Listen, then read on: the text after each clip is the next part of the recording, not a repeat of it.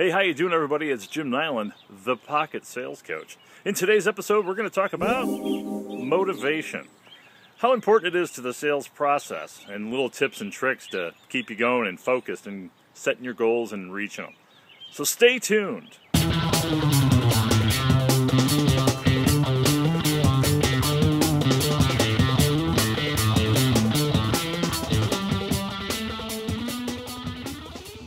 How you doing, everybody? This week's topic of motivation actually comes via email. I got an email that reads, Jim, there are times at the office I just cannot stay motivated, and I know this is costing me money. Please help. Well, first of all, thanks very much for the email. I'll tell you that any successful individual, whether it be a salesperson or really anybody, has had that struggle with motivation. There are times where you just don't seem to have what it takes to sort of get up and go.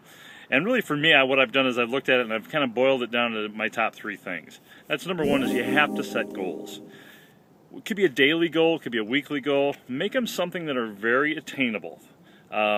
You should put long-term goals together as well, but what I use for that motivation is some of those things that I can sort of tick off on a daily basis, whether it's number of sales calls that I make or return phone calls that I can garner. Those are the types of things that really kind of motivate me, those little successes. The more successes and the more goals that you can achieve on a weekly basis or on a monthly basis, the more often that you're going to feel that kind of drive to get out and do something. Number two is really kind of that challenge yourself. Look for ways to learn something, to try a new approach, to try a new technique, maybe a new piece of software that'll help you with motivating yourself or really kind of even organizing yourself. I kind of always have that tremendous thirst for knowledge. I always want to learn something.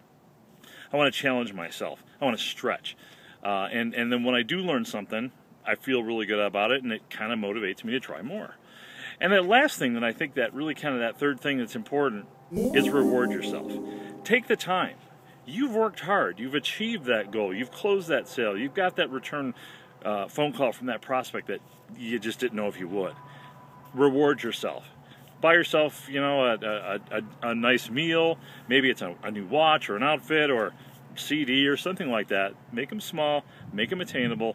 And you know what, you'll find yourself sort of feeding off of that, as I mentioned in my other videos, that the more success you have, the more it seems to be sort of a habit. So again, thanks very much for the emails.